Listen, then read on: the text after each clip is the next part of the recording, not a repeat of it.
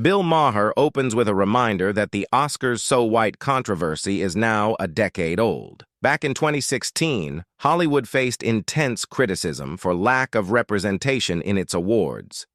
Year after year, viewers and activists highlighted how nominees and winners were overwhelmingly white, and yet a decade later, the story has shifted dramatically.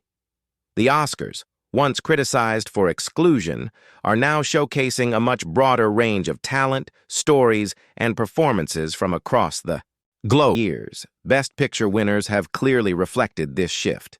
Films like Everything Everywhere All at Once, Parasite, Moonlight, CODA, and Shape of Water have shown audiences and critics alike that Hollywood can embrace new voices and unique stories. Actors from underrepresented groups, including Michelle Yeoh, Will Smith, Mahershala Ali, Zoe Saldana, Regina King, Viola Davis, Ke Huy Quan, and Daniel Kaluuya, are no longer exceptions. They are now central figures, celebrated for their artistry and presence. Secret cabal of racists anymore. The challenge today is not who gets in, but the fear of looking prejudiced. Every decision in Hollywood is scrutinized to avoid accusations of bias. Yet even as progress has been made, some commentators act as if nothing has changed. Social justice movements sometimes frame the narrative to suggest that representation is still absent, even when the evidence is clear. Couple of years ago. To enforce diversity and inclusion, the Academy introduced rules that dictate eligibility for Best Picture. At least 30% of the crew or 2 department heads must be from underrepresented groups, and main storylines must reflect inclusion. This was a historic shift.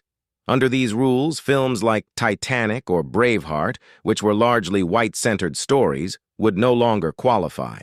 Yet, the intent is not to punish creativity, but to ensure that the historical barriers to opportunity are addressed.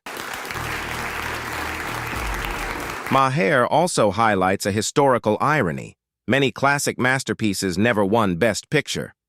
The Shawshank Redemption, Citizen Kane, Singin' in the Rain, Pulp Fiction, all are now recognized as timeless classics, yet they lost to more sentimental or commercially safe films.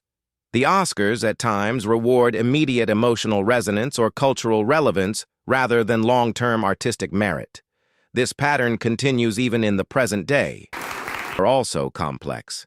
Maher notes that sometimes actors win as a compensation for previous snubs or for roles requiring extreme transformation. Al Pacino, for example, delivered legendary performances in Godfather, Scarface, Serpico, and Dog Day Afternoon, but only won later in his career.